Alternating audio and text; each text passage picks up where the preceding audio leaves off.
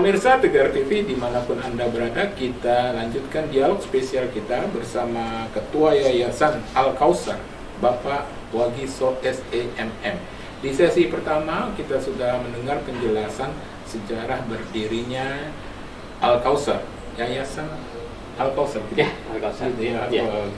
Ya, di sesi pertama juga kita sudah mendengar penjelasan soal visi dan misi dari Yayasan Al-Kautsar. Kalau soal budaya sekolah ini, Pak Wagiso, ini yang menarik, ini apa gimana ini, Pak? Iya, kami selama ini kan membiasakan tuh paling tidak ada 3 budaya yang harus kita pegang. Pertama, budaya jujur.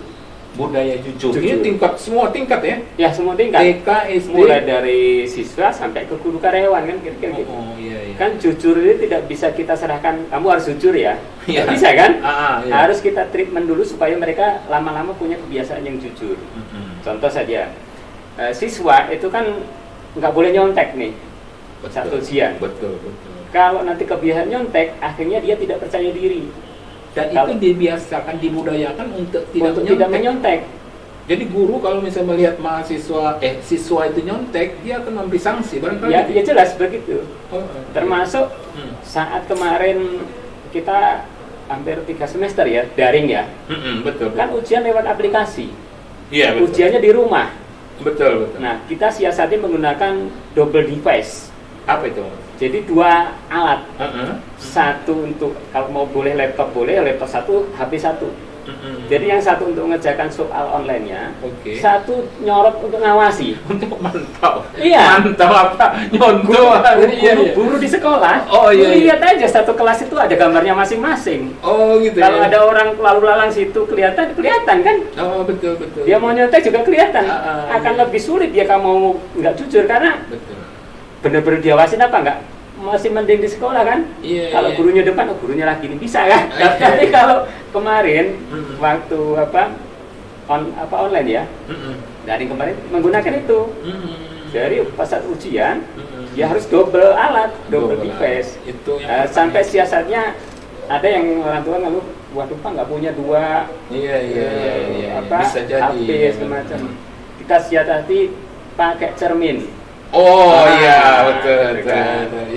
Jadi atasnya ini dan cermin jadi kelihatan bahwa di. Tapi memang logikanya kalau memang dilatih dari awal jujur, tidak mencontek, jadi terbiasa untuk berprestasi. Itu kan nanti kalau dia tidak dilatih begitu kan akhirnya kepercayaan diri nggak ada.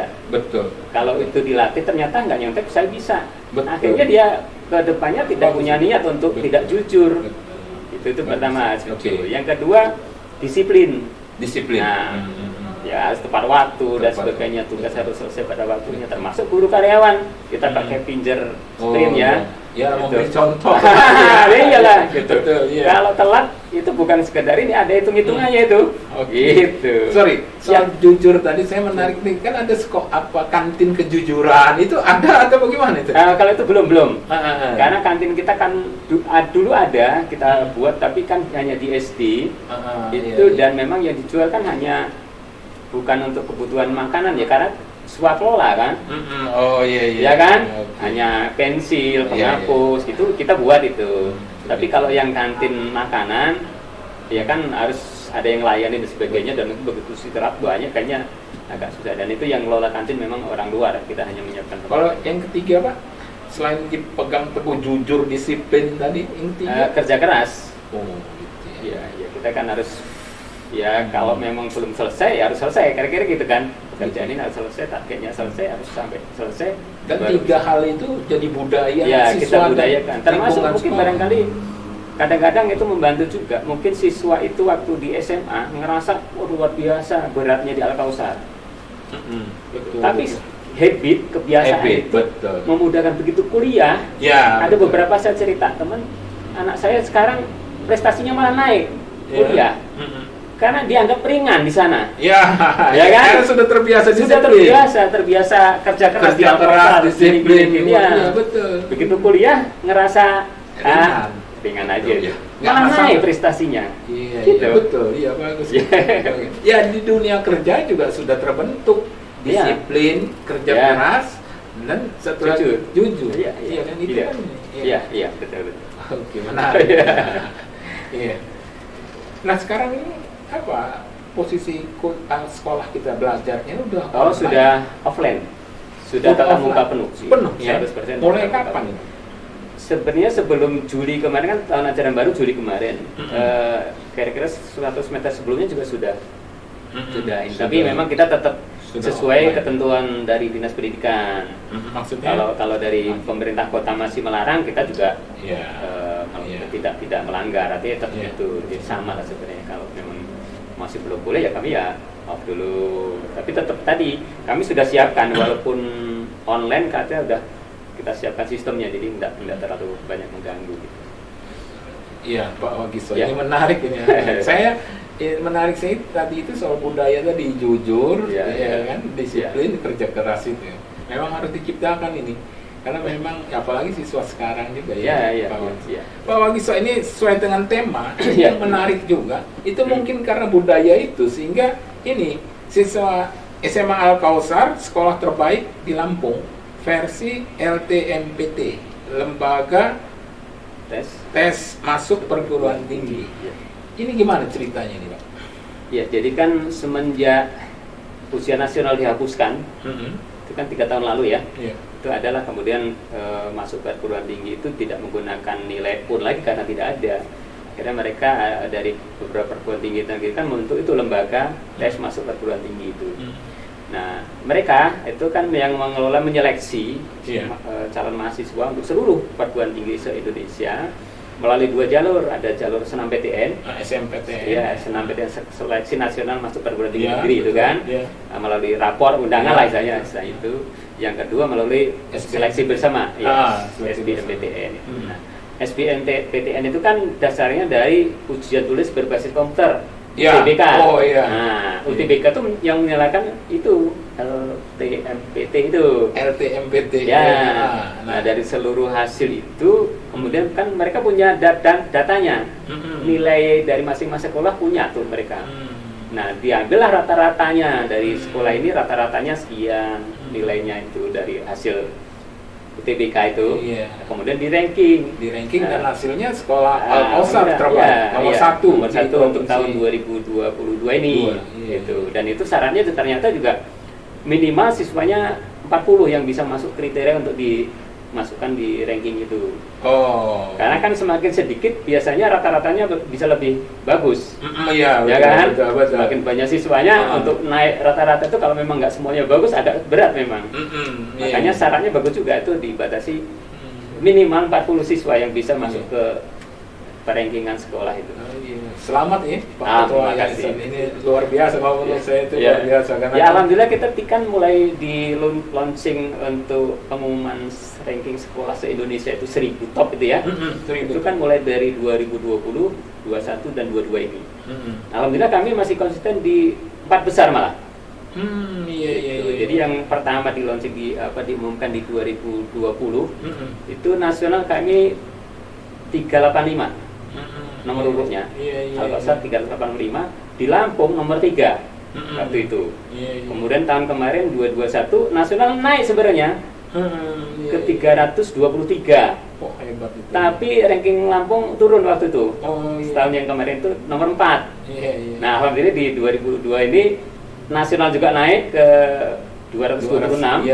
2026 di provinsi nomor 1. Karena memang kan kita tahu juga sekolah di Lampung ini juga banyak juga yang SMA 2, SMA Saperis dan sebagainya. Ternyata di tahun 2022 ini versi LTMPT itu ya. Nomor 1 ya. Alhamdulillah. Itu kriterianya apa aja itu Pak ya? Yang dinilai itu.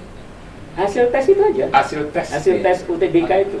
Hasil tes UTBK. Ujian tulis berbasis komputer itu. Itu rata-ratanya, makanya dari umumnya dari mana? Kalau misalnya kalau misalnya siswanya di tahun 2022 lah ya, 2021 ya itu. Ya itu berapa siswa kelas 3-nya yang ikut? Kalau kemarin itu kita 380 untuk Al-Kausar ya. Dan alhamdulillah dari 380 itu kemarin ini yang sudah terlapor masuk ke perguruan tinggi negeri ya, ke PTN, dan kedinasan ini juga luar biasa meningkatnya dari tahun lalu. 3 tahun yang sebelumnya pokoknya rata-rata tuh 82% di 19, Terus 2021 itu 81, yang masuk ke PTN. Tahun ini kita alhamdulillah masuk 93,58%.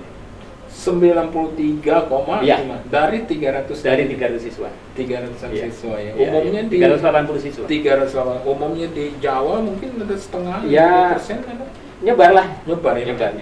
Di perguruan tinggi. Ya memang paling banyak di Unila, 181 sendiri Oh gitu ya. masuk Unila. Oh di UTB ya. Ada UTB, atau Jogja UI, barangkali ada UGM, banyak ya. banyak. Unibro, Unpro. Oh. Ya, hampir seluruh Indonesia adalah dapat lah. Mereka dapat. Yang perlu saya tanya ini Iya. Pak Ketua Yayasan, karena ini prestasinya. Iya. Rahasianya apa? Menurut Pak Ketua Yayasan, apa karena soal 3 budaya itu atau ada faktor lain, misalnya bimbel atau apa? Bagaimana menurut Pak Ketua? Iya, menurut saya mungkin kan paling tidak dari sekian faktor ada 2 faktor besar ya yang bisa mempengaruhi hasil itu. Pertama tentu faktor input siswa. Yang kedua tentu faktor proses. Ya, Kan? Nah, input siswa itu alhamdulillah kalau Al-Kausar kan hampir setiap penerimaan murid baru itu jumlah pendaftarnya masih jauh lebih banyak dari kuota yang ada. Jadi berarti kami kan bisa masih seleksi kan, milih yang terbaik. Ada proses seleksi yang benar ya. Ada proses seleksi. Gitu. Karena bagaimanapun input itu juga akan menentukan output. Selanjutnya prosesnya. Prosesnya. Kalau prosesnya sendiri menurut Pak Ketua Yayasan? Proses memang ada sub-sub faktor banyak lah. Mulai dari sumber daya manusia, tenaga pendidiknya, sarana prasarananya, manajemennya, termasuk mungkin budaya. Ini panjang ini kalau di Nanti kita lanjutkan Pak Ketua Yayasan ya. Ya, pemirsa Tegar TV dimanapun Anda berada, memang kita harus gali nih rahasia daripada Al-Kausar itu menjadi sekolah swasta terbaik nomor 1 di Provinsi Lampung versi LTMPT.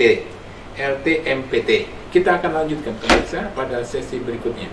Jangan kemana-mana, tetap di Tegar TV.